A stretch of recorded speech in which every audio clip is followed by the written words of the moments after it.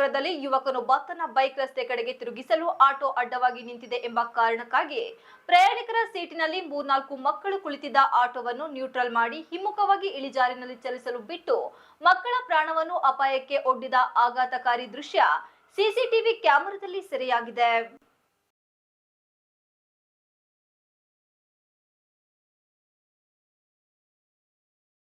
ಹಾಸನ ಮೂಲದ ವ್ಯಕ್ತಿಯೊಬ್ಬರು ತಮ್ಮ ಆಟೋವನ್ನು ಅಂಗಡಿ ಮುಂದೆ ನಿಲ್ಲಿಸಿ ಒಳಗೆ ತೆರಳಿದ್ದ ವೇಳೆ ತನ್ನ ಬೈಕ್ ತೆಗೆದುಕೊಂಡು ಹೋಗಲು ಬಂದ ಯುವಕನಿಗೆ ಆಟೋ ಅಡ್ಡಿಯಾಗಿತ್ತು. ಕೆಲ ನಿಮಿಷ ಕಾದ ಬಳಿಕ ಯುವಕ ಆಟೋವನ್ನು ನ್ಯೂಟ್ರಲ್ಗೆ ಹಾಕಿ ಬಿಟ್ಟಿದ್ದಾನೆ. ಇದರಿಂದ ಆಟೋ ಹಿಮ್ಮುಖವಾಗಿ ಚಲಿಸತೊಡಗಿದೆ. ಇದರಿಂದ ಆಟೋದೊಳಗೆ ಕುಳಿತಿದ್ದ ಪುಟ್ಟ ಮಕ್ಕಳ ಜೀವಕ್ಕೆ ತೊಂದರೆಯಾಗುವ ಸ್ಥಿತಿ ನಿರ್ಮಾಣವಾಯಿತು.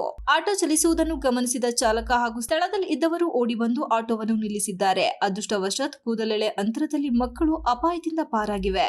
ಆದರೆ ಯುವಕ ತನ್ನ ಬೈಕ್ ತನ್ನ ಪಾಡಿಗೆ ತಾನು ತೆರಳಿದ್ದಾನೆ. ಈ ಘಟನೆಯ ದೃಶ್ಯ ಸ್ಥಳದ ಸಿಸಿಟಿವಿಯಲ್ಲಿ ಸೆರೆಯಾಗಿದೆ. ಬೇಲೂರು ಪೊಲೀಸ್ ಠಾಣೆ ವ್ಯಾಪ್ತಿಯಲ್ಲಿ ನಡೆದ ಈ ಘಟನೆಯ ಬಗ್ಗೆ ತನಿಖೆ ನಡೆಸಿ ಪೊಲೀಸರು ಈ ಕೃತ್ಯ ಎಸಗಿದ ಐರವಳ್ಳಿ ಗ್ರಾಮದ ಯುವಕ ಕೀರ್ತಿ ತಿಳಿದು ಬಂದಿದ್ದು ಆತನನ್ನು ಠಾಣೆಗೆ ಕರೆಸಿ ಎಚ್ಚರಿಕೆ ನೀಡಿ ಕಳುಹಿಸಿದ್ದಾರೆ. ಸಾರ್ವಜನಿಕ ಸ್ಥಳಗಳಲ್ಲಿ ಇಂತಹ ಕಿಡಿಗೇಡಿ ಕೃತ್ಯಗಳ ಬಗ್ಗೆ ಜನರು ಎಚ್ಚರ ವಹಿಸಬೇಕಿದೆ.